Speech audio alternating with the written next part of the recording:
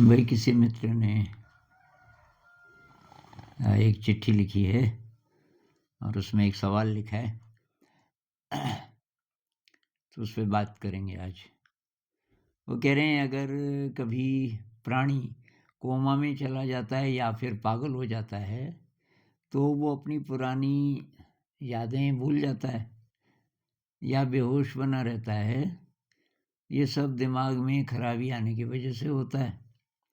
अगर चेतना को सब कुछ पता है, चेतना सुपर इंटेलिजेंट है, चेतना को सोचने समझने के लिए दिमाग की भी ज़रूरत नहीं होती है, तो तब भी चेतना शरीर में रहती है। जब दिमाग खराब हो जाता है अथवा कोमा या पागल हो जाता है तो उस समय भी शरीर में चेतना रहती है। तो दिमाग की अनुपस्थिति में चेतना क्यों नहीं काम करती? जब हम कहते हैं कि भाई चेतना को दिमाग की ज़रूरत नहीं है, तो उस समय दिमाग काम नहीं कर रहा आदमी का, क्योंकि वो कोमा में है या पागल है, तो उसकी चेतना काम क्यों नहीं करती? या कि अगर होश के लिए दिमाग की ज़रूरत है तो शरीर छूटने के बाद चेतना शरीर के अनुभव को भूल जाती होगी, या फिर चेतना कोई नई यादें बना लेती होगी? कृपया इस समस्या का हल निकालें। तो भाई मैं अपनी तरफ से जो मुझे ठीक लगता है वो मैं बोलूँगा। मैं इसको यार इस तरह देखता हूँ, जिसको आप चेतना बोल रहे हो ना, तो वो फील्ड है सुपर इंटेलिजेंस का एक फील्ड। मेरे ख्याल से उसी को हम ब्रह्म भी बोल सकते हैं, जो अद्वैत में बोलते हैं। उसी को आप डिवाइन कॉन्शियसनेस बोल सकते हैं। और मैंने ये जो किताब लिखी dance of the bee, English में किताब लिखी, उसमें मैंने उसको माइंड बोला है, ब्रेन और माइंड बोला है। लेकिन अब माइंड के और भी मतलब हैं, तो यही रहने देते हैं जो कॉन्शियसनेस आपने बोला। तो कॉन्शियसनेस तो सुपर इंटेलिजेंट है, और जो बेस्ट है मनुष्य का, जो शरीर है, बॉडी माइंड है, उसका जो बेस्ट रूप है, उसमें लाने के लिए ये जो कॉन्शियसनेस की एनर्जी है वो काम करती है हर समय। और ये भी बात सही है कि उसको इसकी ज़रूरत नहीं है कि ब्रेन एक्टिव हो। ब्रेन मतलब एकदम चुप हो जाए तो वो तब बल्कि और अच्छा काम करेगी कॉन्शियसनेस। अब मैं इसको इस तरीके से देखता हूँ, एक तो जिसको हम बोलते हैं मैं, जब तक हम अपने को डिफाइन कर सकते हैं, अपनी कोई भी डेफिनेशन बता सकते हैं, तो तब तक मैं अलग है, अलग मानते हैं हम मैं को उस सुपर इंटेलिजेंस से। उसको आप परमात्मा कह लो, उसको ब्रह्म कह लो, उसको सुपर इंटेलिजेंस कह लो, उसको कॉन्शियसनेस कह लो, एक ही बात है। वो हमारे संपर्क में है हर समय, उसी का ये एक्सप्रेशन है, सब उसी से बना है, उसी का ये रूप है। लेकिन ये जो दो का भ्रम है ये इसलिए होता है कि हमने मैं की डेफिनेशन बना ली। जैसे कोई पूछे कि भाई आप कौन हो, मुझे कोई पूछे आप कौन हो, कहाँ रहते हो, तो मैं नाम बताऊंगा, कोई एड्रेस बताऊंगा, और पिछली यादें जो मेरी हैं कि और बोलो अपने बारे में, तो मैं तब पीछे की जितनी यादें हैं इस जन्म की उसके आधार पे बोलूँगा कि भाई मैं वहाँ पैदा हुआ, मेरे माँ बाप वो हैं वगैरह वगैरह, और मैंने ये किया, मैं वहाँ गया वगैरह वगैरह। ये सारी जो मेरी डेफिनेशन है और उसको मैं पक्का मान लेता हूँ कि वो मैं हूँ, उसके कारण मैं अलग हो जाता हूँ कॉन्शियसनेस से। और इसी को अहंकार भी बोलते हैं। अहंकार का मतलब मैं की कोई परिभाषा। मैं को अगर आप परिभाषित कर सकते हो जब तक, तो तब तक वो अहंकार के कारण वो परिभाषा बनी है, क्योंकि अहंकार ही मेरे को अलग करता है उस सुपर इंटेलिजेंस से। अब अलग कैसे करता है, और ये अगर एक ही चीज़ है तो ये अलग कब से होना शुरू हुआ? अब इसमें अलग-अलग थ्योरीज़ हैं, ये ज़्यादा डिस्कस नहीं करेंगे। तो कुछ लोग कहते हैं कि पहले हम एकदम प्योर थे, एकदम प्योर परमात्मा का ही रूप समझ लो, और खेल के लिए परमात्मा ने अपने ही कुछ हिस्से बना के अलग-अलग कर दिए, मतलब मनुष्य बना दिया परमात्मा ने, और उसको बोला कि चलो लुका-छिपी खेलते हैं। इस तरह समझ सकते हैं मतलब इस बात को, हाइड एंड सीक। तो तुम मुझे ढूँढो, मैं छुप जाता हूँ। अब जब तक तो हमें अच्छी तरह याद है कि भई हम एक ही हैं, तो तब तक तो वो दिखता ही रहेगा, मतलब उसका आभास होता ही रहेगा। कॉन्शियसनेस कह लो, परमात्मा कह लो। लेकिन कि ऐसा हुआ कि जब हम एकदम प्योर थे, तो कभी कोई गलती हो गई होगी कि इस पृथ्वी के जो तरह-तरह के रस हैं, आकर्षण हैं, उनमें हम लिप्त होना शुरू हो गए ज़रा-ज़रा करके। और ज़रा-ज़रा करके, ज़रा-ज़रा करके धीरे, धीरे, धीरे हमारा जो दिमाग है वो ग्रॉस होता गया। उसका जो पहले जो ऑर्डर था, जो व्यवस्था थी, मतलब ब्रेन में सुव्यवस्था होगी, तभी हम कॉन्शियसनेस के संपर्क में रह सकते हैं। उसकी व्यवस्था थोड़ी-सी भी गड़बड़ाई, तो तब गड़बड़ हो जाएगा, और वो गड़बड़ाना शुरू हुआ। हमारे ब्रेन में न्यूरोलॉजी के हिसाब से गलत न्यूरॉन्स के नेटवर्क्स बनने लगे। नेटवर्क्स मतलब पैथोलॉजिकल बनने लगे, और धीरे, धीरे, धीरे इसी को माया कहते हैं ना। हम माया के जाल में फँस गए, अपने को अलग मानने लगे। धीरे, धीरे, धीरे ये अहंकार बड़ा होने लगा, मैं की परिभाषा। और तब अब जो जिस तरीके के हमारे सिस्टम हैं बचपन से, जो हमने देखा, स्कूलों में गए, कॉलेज में गए, नौकरी कर रहे हैं, परिवार है, किसी धर्म से बिलॉन्ग करते हैं, किसी देश से बिलॉन्ग करते हैं, ये जितनी सांसारिक चीज़ें हैं, इस भ्रम में फँस गए, हम इसको सच्चा मानने लगे, और अहंकार फिर बड़ा होने लगा। मैं की जो परिभाषा है वो और ज़्यादा रिजिड, और ज़्यादा मजबूत होती गई।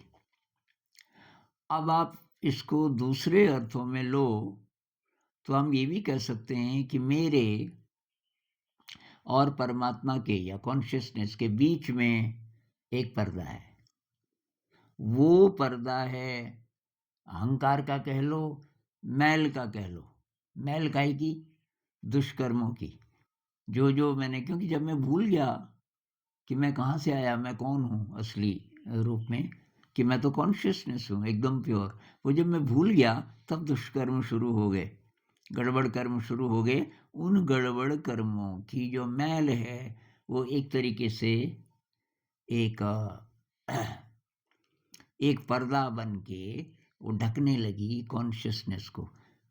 तो अब मैं सीधे एक्सेस नहीं कर सकता। तो जो कॉन्शियसनेस है उसको यूँ समझ लो कि किसी प्रकार का फ़िल्टर है, जिसमें छेद हैं। अभी ऐसी शक्ल उसकी आप विजुअलाइज़ कर सकते हो कि उसमें छेद हैं। अब छेद जिसके ज़रा-ज़रा खुले हैं, तो फिर भी वो बीच-बीच में एक्सेस कर लेगा। जिसका बहुत चूक हो गया, बहुत कम रास्ता है कॉन्शियसनेस के लिए आप तक पहुंचने का, तो कॉन्शियसनेस हर समय उपलब्ध है, लेकिन हम ये जो मैल का पर्दा है, इसमें से उसको देख नहीं पाते, उसको एक्सेस नहीं कर पाते। कॉन्शियसनेस क्यों नहीं इस मैल के पर्दे को तोड़ देती? तो तब फ्री विल कहाँ से हुई? तब तो हम कठपुतली हो गए ना। तो हमें अपनी विल दी हुई है, अपनी फ्री विल दी हुई है कि भाई तुम्हें अपने ही कर्म से अपनी ही कोशिश से फिर दोबारा से प्योर होना पड़ेगा। तुम्हें जबरदस्ती परमात्मा प्योर नहीं करेगा, फिर तो खेल खत्म हो जाएगा। तो आपको अपने ही एफर्ट से, क्योंकि गंदे आप खुद हुए, खेल ये था ना कि आपको गंदा नहीं होना, तो आप गंदे हो गए खुद ही। तो अब खुद ही आपको अपनी सफाई करनी पड़ेगी भाई, तभी जा कर के आप अब सफाई का मतलब क्या है, जो फिल्टर है उसमें बड़े बड़े छेद होने शुरू हो गए, बड़े बड़े छेद होने शुरू हो गए। एक समय ऐसा आएगा कि फिल्टर है ही नहीं, सीधे कॉन्शियसनेस है, और फिर मैं है ही नहीं। जब मैं था तब हरि नहीं, जब तक अहंकार है तब तक हरि नहीं है। वो जो सुपर कॉन्शियसनेस है, ब्रह्म है, परमात्मा है, तब तक वो नहीं है, उसका स्पर्श आपको नहीं मिलेगा।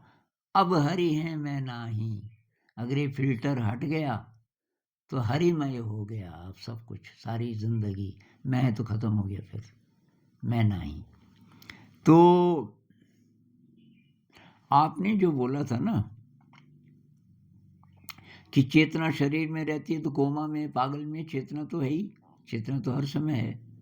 और तो दिमाग की अनुपस्थिति में चेतना काम क्यों नहीं करती?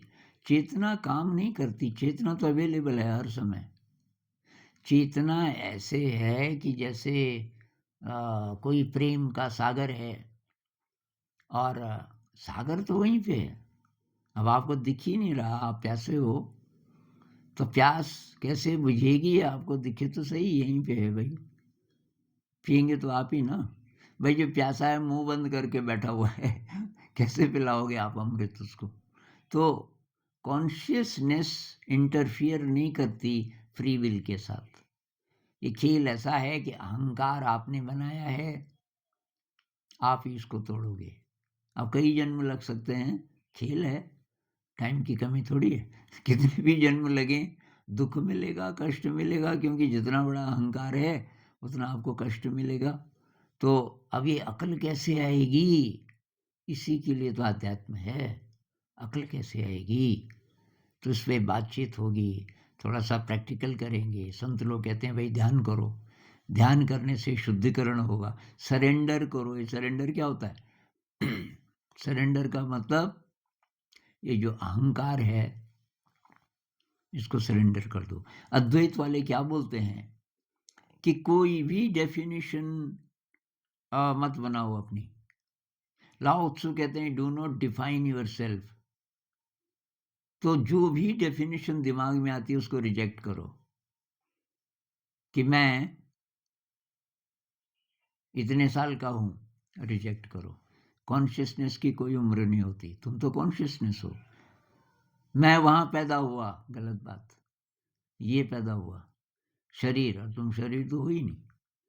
तुम न शरीर हो, तुम न मन हो, तुम न पदार्थ हो, तुम न यादें हो, न अनुभव हो। तुम तो वो हो जिसका कोई आकार हो ही नहीं सकता। प्योर कॉन्शियसनेस, बिगिनिंगलेस, एंडलेस, अनादि, अनंत, अगोचर, ये जितने भी विशेषण होते हैं ना परमात्मा के, तो तुम तो वो हो। तो उसका स्पर्श हो जाए तो ये अहंकार खत्म। अब इसको संत लोगों ने बहुत बहुत ढंग से बोला है। घूंघट के पट खोल रे, तुझे पिया मिलेंगे। ये वही है घूंघट। घूंघट जो है वो पर्दा है, हमारे और परमात्मा के बीच में एक पर्दा है, जो परमात्मा ने नहीं बनाया, हमने बनाया अपनी अज्ञानता से। ये जगत मिथ्या है। अब मिथ्या तो तब है ना जब हमें पता चल जाए कि मैं सुपर कॉन्शियसनेस हूँ, अजन्मा हूँ, अमर हूँ। शरीर जाएगा, शरीर में हूँ ही नहीं। तो शरीर क्यों मिला? शरीर मिला भाई इस मैल को धोने के लिए, जिस मैल से पर्दा बना है उस मैल को धोने के लिए। तो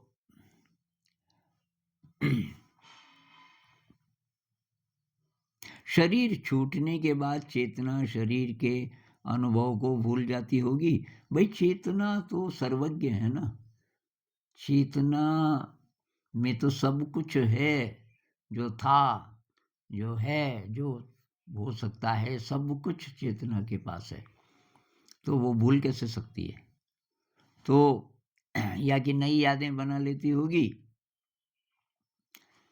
चेतना कुछ नहीं बनाती, चेतना तो बस है। तो ऐसा कहते हैं ये एनडी वाले, नियर डेथ एक्सपीरियंस, जो कुछ देर के लिए मर गए थे और फिर जिंदा हो गए, तो जब वो मर जाते हैं, मतलब इंसान जब मर जाता है, उनके अनुभव से यही पता चलता है, तब तो वो उसके पास सारी मेमोरी होती है, इसी जन्म की नहीं, वो चाहे तो और जन्मों की भी मेमोरी एक्सेस कर सकता है। तो कुछ लोग उसको एस्ट्रल बॉडी भी कहते हैं, कि वो प्रकाश का शरीर है, दिखता नहीं है लेकिन एनर्जी का शरीर है, और उसके पास सब कुछ है, सारी यादें हैं, सारी यादें हैं।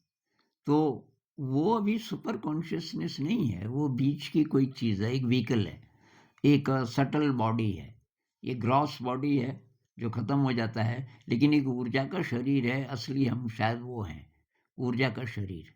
ऊर्जा का शरीर ने ये बनाया, एक और शरीर बनाया, जैसे सांप की केंचुली होती है, एक टाइम ऐसा आता है कि केंचुली से निकल जाता है सांप, तो ऐसे ही हमारा जो एस्ट्रल बॉडी है वो निकल जाता है, उसके पास ये सब कुछ है। तो ये बहुत लोग कहते हैं ना, इतना दुख है, परमात्मा कुछ क्यों नहीं करते? भाई वो डायरेक्टली इंटरफियर नहीं करेंगे। दूसरी बात, जो हमको गड़बड़ लगता है अपनी ज़िंदगी में, इतना कष्ट है, मैं तो जी पूजा भी करता हूँ, ये भी करता हूँ, वो भी करता हूँ, भाई वो सब तो तुम स्वार्थ के लिए करते हो शायद, और आपका अहंकार कर रहा है पूजा। असली पूजा है सरेंडर, कि भाई जो है मुझे एक्सेप्टेबल है, जो होगा मुझे एक्सेप्टेबल है, दाई विल ओ लॉर्ड, हे ईश्वर तेरी इच्छा पूरी हो, जो भी तेरी इच्छा है, मुझे दुख दे, ये नहीं कि मैं पास हो जाऊं, ये तो अपनी जिद है आपकी। भाई वो जानता है ज़्यादा कि तुम जानते हो, होना तो वही है ना जो होना है, तो आप बोलो कि तेरी इच्छा, तब समर्पण है, तब आपने अपने ईगो को सरेंडर कर दिया। तो इस पर और बात करेंगे, अभी शायद इतना बहुत है। नमस्कार।